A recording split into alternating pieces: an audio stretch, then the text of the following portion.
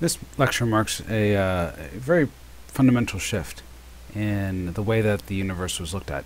And it's really kind of a step one. Johannes Kepler felt that mathematics was a way to understanding the way that the world worked, which is a little bit different than some of the ideas that we had seen in the past, where mathematics was a way to simply model how the world was working. And so this was different because he was looking for understanding, not just predictive abilities or the ability to model. And we also saw a shift towards some more scientific reasoning in the previous section, where we had Tycho taking very, very accurate data, very, very precise, and he was trying as hard as he could to get it exactly right. And all of this really helped Kepler in his task, which was to use mathematics to understand. He favored the Copernican model from a pretty early age, for reasons such as it seemed to show clearly why Mercury and Venus were always near the Sun. It gave a reason, rather than just a mathematical construct. It showed that yes, there is a reason why we see Mercury and Venus always nearby. So Kepler had, once he started working with Tycho, he had his war with Mars, as he called it. And this lasted for about 6 years. And Tycho gave the Mars data to Kepler, really just to keep him occupied so that he could come up with his own stunningly successful model, which was this one right here. And it actually was, this Tychonic model actually was a really successful model, if short-lived in terms of its usefulness. So one of the things that he found out, because he was working so closely on Mars, was he realized that in trying to make a simple model, he was trying circles and that type of thing, and it became very obvious to him that a circular orbit could not fit Mars's orbit. It wasn't simply a matter of false data or this point being off or that point being off, but even if he tried to use multiple circles and that type of thing, he couldn't quite get, at least not very easily, he couldn't get Mars to match the data. And he knew that Tycho took very, very accurate data. So Kepler was unwilling to compromise the data points. He wasn't willing to say, well, this data point must obviously be wrong and we need to move it a little bit up or a little bit down or a little bit to the side. He knew that those points were very good. So what he did was he kept plugging away, except he tried different things. Instead of making everything be a circle, he tried to fit it with an ellipse. And it turns out that when he did this, the Sun was at one of the focal points. Now might be a good time just to go back and clarify what an ellipse is. Okay, this is Wolfram Alpha's site for the ellipse, and you have two focal points, and there's a center obviously, and there are points that are around that. Now it seems a little bit strange. How does this all work out? How do you get these particular lengths and these shapes? And this kind of shows it. You can do this at home if you take a pencil and put a string kind of around the pencil. So let's just say that this point right here is your actual pencil, and there's a string around the pencil, and you kind of tape the string down to 2 points. What you'll get in is ellipse.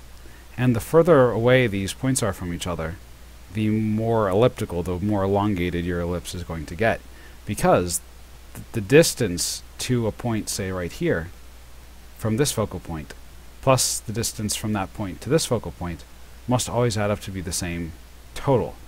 So the distance from here to there and over to there is the same as the distance from here to there and over to there. That's why you're seeing this, and because it's not a physically real string, you're not necessarily getting the full impact of it. But if you try it at home, I think you'll see.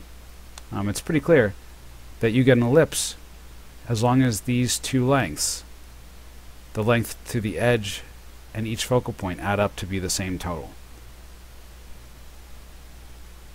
Now, it was quite a coincidence, at least it seemed at first, that the Sun ended up as one of the focal points. It seemed like it had some sort of special significance. So once Kepler managed to get his hands on Tycho's data, after Tycho died, he was able to come up with what we now call Kepler's first law.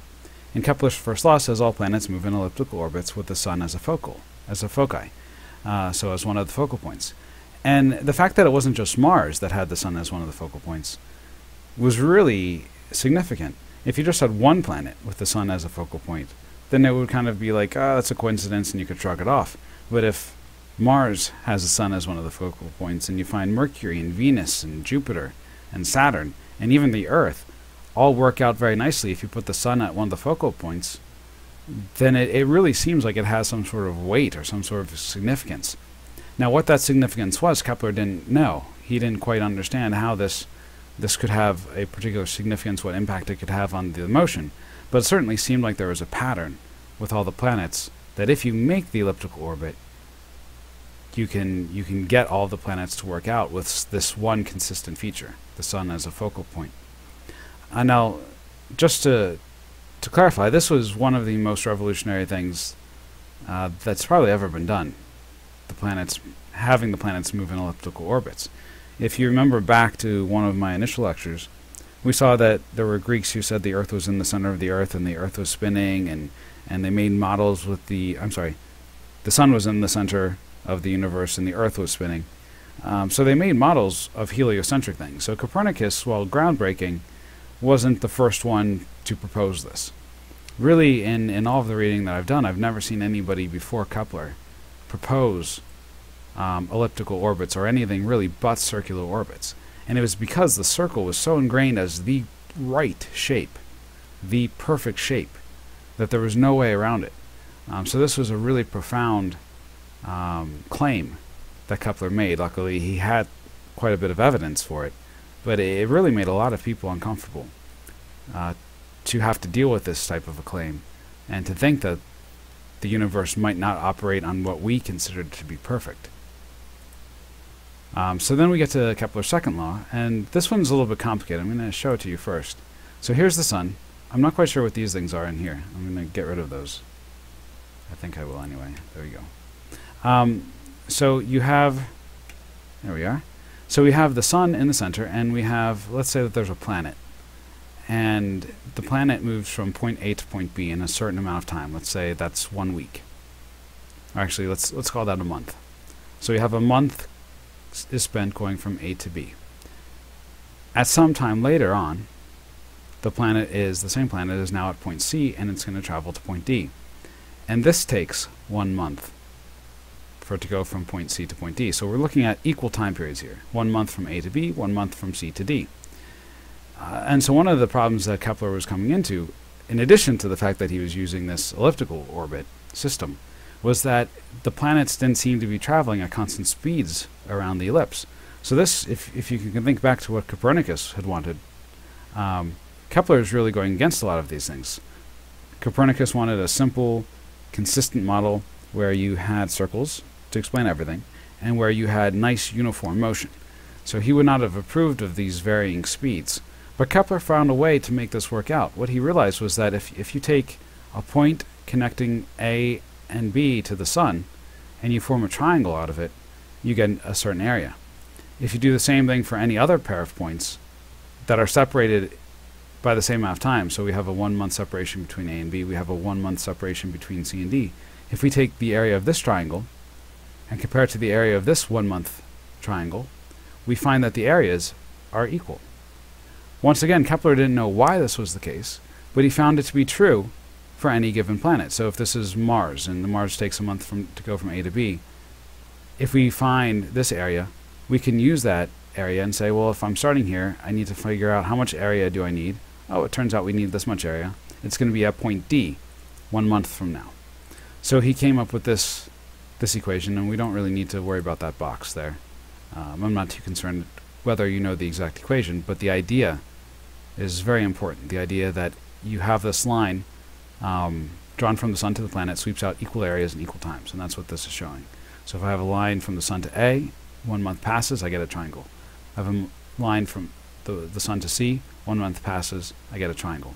So this very nicely accounts for the varying speeds of orbits, and it gives us some sort of a mathematical principle behind the varying speeds. It now makes sense. We don't know exactly why it happens, but there's some sort of consistency to it. And then we have the final law, his third law, which took him a long time actually to discover, far after the first two laws. And in the third law, he says, for a given central body, so in his case he was looking at the sun, although nowadays we might consider the Earth a central body with the moon and all the satellites that we've put up in space that go around it, the ratio between the period squared and the radius cubed is the same for all orbiting bodies. This is a little bit trickier, but what it does is it explains the connection between the orbits of various bodies. So there is a relationship between the orbit of Mercury and the orbit of Venus. His previous two laws, particularly the second one, dealt with only one object at a time.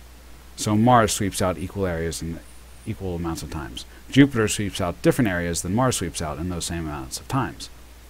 But this one gives a consistency. So if we're able to figure out, let's say, the time period that it takes the Earth to go around the Sun, 1 year, we can then find out, well, actually, and let's say we know how long it takes Mars to go around once, which we could have figured out pretty easily.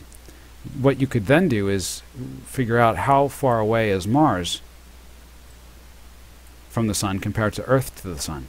So it was a very powerful and easy to use tool. We'll probably use this a little bit further on in class, but that's it for now.